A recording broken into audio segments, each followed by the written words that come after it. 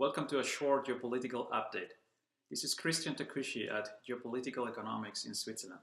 We are an independent global geopolitical macro research boutique, and we analyze geopolitical trends that are being underestimated or overlooked by consensus. Today, we would like to focus on the Middle East. And the message that we have for you is this.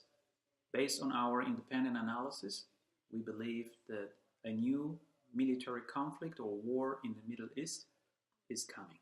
The likelihood of such an event is growing. And the second part of the message is that Europe has a lot to do with that. We think that Europe is involved in this deterioration of security in the Middle East, and Europe will ultimately be also exposed to the fallout or the potential fallout of a military conflict there. Allow me just to shed light on two ways how Europe is playing an important role in this deterioration of the Middle East.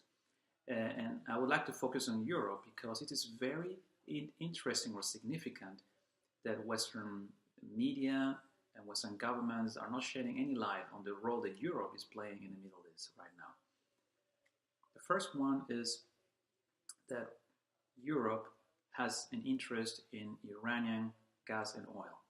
We have ascertained in recent years, through our independent analysis, that the European Union has given a strong signal to Iran that it would like to have Iranian gas and oil as a future energy backup source for Europe.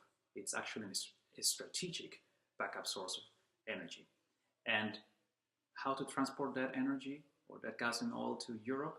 Via pipelines. We think the fastest route would be a pipeline that would go from Iran through northeastern Syria, northeastern Iraq into Turkey. So from Iran to Iraq, Syria, and Turkey. And it would go through populated areas, actually Kurdish populated areas. This is actually already explaining one of the reasons why the role of the Kurds is so important in recent years. Because the Kurds are in the way. And you see also how Turkey and Iran are both trying to push actually the Kurdish population and forces in areas away from this future pipeline. And I actually believe that this explains why Germany has so much embraced Tehran, the regime in Tehran, in the last 5 to 7 years, not just recently, already for 5 or probably 7 years. And it also explains why Iran is rising and why Turkey is rising too. Turkey is feeling very emboldened because without its support for this pipeline, it wouldn't work. Turkey actually has two cards against Europe. Turkey can control the flow of migrants, illegal migrants into Europe, but Turkey also has a second card, which very few people would like to speak about. It is that any future gas and oil pipeline from Iran to the European Union would have to go through Turkish territory. And I think that is a very important factor.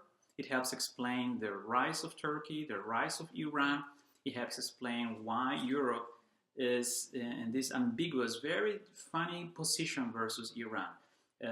Europe is actually becoming Iran's most important partner in the world, or the West at least. The second point that I would like to shed light upon is German politics. German politics has been quite pivotal, quite important over the last 5 years to bring Iran out of its isolation. And it actually may become even more so in the coming years. In Germany, there is a political shakeup. The left, or SPD, as it's called in Germany, has actually staged a coup in German politics. The SPD, the left, lost the elections in September. But thanks to Mrs. Merkel's, I may call it that way, obsession with power, obsession with the chancellery, the SPD has had an amazing opportunity to allow Mrs. Merkel to stay in power in exchange for unprecedented concessions to the left. And one of the important concessions the left has gotten is to have a tremendous influence on German foreign policy.